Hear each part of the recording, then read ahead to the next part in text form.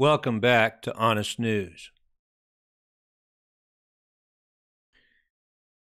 That's something I want to share with everybody. If you need more evidence than this, folks, this is very scary stuff here.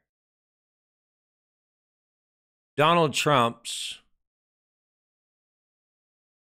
former roommate when he was in military school. You've got to hear this. What this man thinks of Donald Trump. This is scary. Okay? This is what he has to say about Donald Trump now. Okay? After all these years. This is what he still has to say about Donald Trump. Now remember, this is Donald Trump's roommate. Okay? You want to know what kind of influence Donald Trump has a potential of having. We're going to go all the way to the bottom here.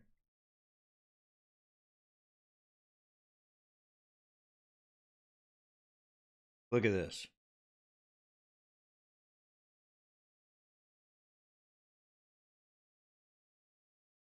Behind Levine's desk, okay?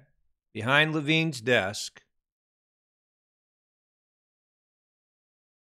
and I'll go show you where we are here on the, not sure if it's showing up. I guess it's not showing my, my arrow here, my pointer, but that's okay. You can see it there. Behind his desk are a Trump bobblehead figurine and a talking Trump doll. Are you getting this? Never give up, the doll said in Trump's famous accent when Levine squeezed it. Enjoy what you're doing. Listen to this. Donald, I focus on him to give me strength and courage to be a game changer, Levine said. Are you listening? After all these years, Levine says, I focus on him to give me strength and courage to be a game changer. That's what they both learned when they were in military school, how that they were to change America. That's what they were taught in military school, to change America. Makes me wonder why Donald Trump is taking billions of dollars away from the school system. Could it be because he's trying to bring all the schools, the public schools, under the government's power, under his power, to make them military schools? I think very probably. Yes.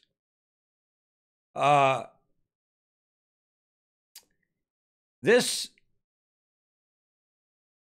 man here, Levine, the story he tells of what went on in this military school. If you want to take the time to read, people, there's information out there of Donald Trump's classmates and just terrible abuse that went on in this, the bullying that went on, the hazing that went on. And Donald Trump was over these men. In fact, he said himself that he rose to the top. That's what he said. He said, I did very well in the military system. He likes that system. He likes to rule over other men. But he likes to do it with bulliness and hazing. That's why he's still doing it today. And that's why you see him when he was running for president in his campaigning. That's why you see him acting that way. Get him out of here. He encouraged abuse. He encouraged what he learned in the military school was to set a weaker man against a stronger man to teach him a lesson. That's the ultimate bully. The leader that was over Trump, Dubai, I think it was his name, Dubaius, I guess it was. Dubaius, not Dubai. Dubaius.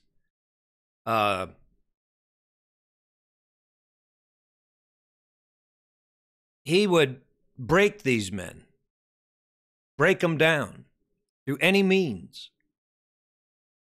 And most of the time, it was violence, abusive.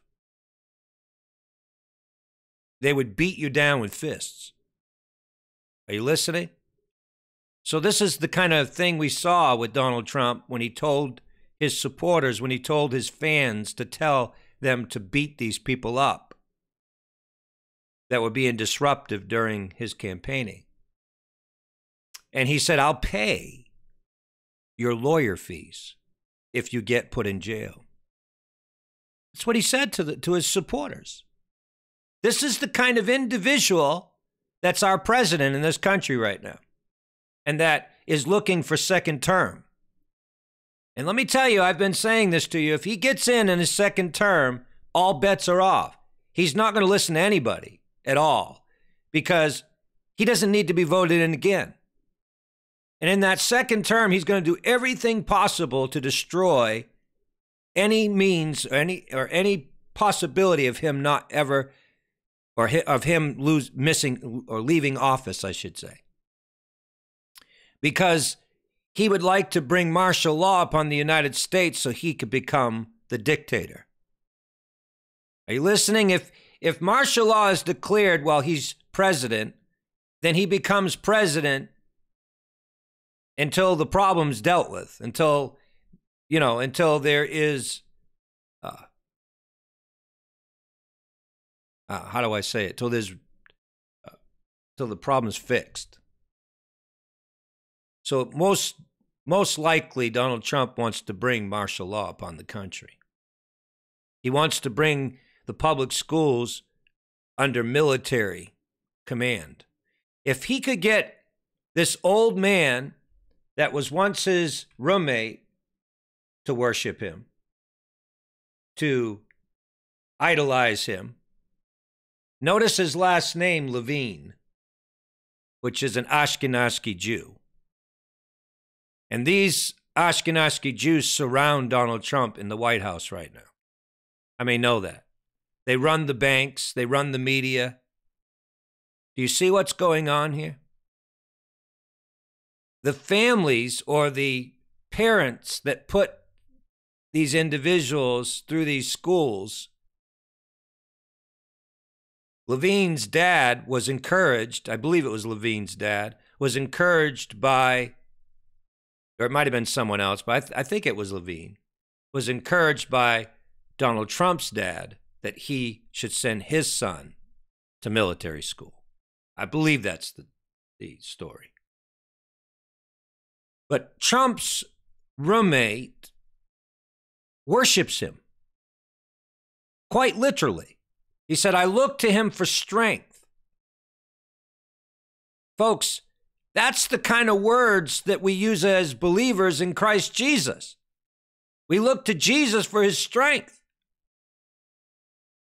This man here, Levine, he looks at a bobblehead behind his desk, a little doll behind his desk, and he squeezes it so he can hear Donald Trump say these little coined phrases, which are not even Donald Trump's phrases. I'm sure they're probably Norman Vincent Peale's phrases. These little coined phrases like, never give up. He squeezes these little dolls or bobbleheads. Never give up. I look to this idol, Levine says. I squeeze it. I listen to his words. Now notice what it says at the bottom here. Listen to this. The last time Levine saw Trump was 20 years ago. How loyal is this man to Donald Trump, and he hasn't spoke to him in 20 years? Are you listening, people? 20 years have gone by. He's not called him. He's not reached out to him. Trump doesn't even care about this guy. And this man idolizes him. Last time I saw Trump was 20 years ago at a New Jersey Devils hockey game. I yelled, "Hey, Trump!" Levine recalled. Trump yelled back, "Hey, Levine!" And that was it. Boy, he sounds like he really cares. "Hey, Trump! Hey, Levine!" This was his roommate. This is a man that idolizes him, that looks to his bobblehead for strength. You don't think Donald Trump has influence, people? How do you think he became president?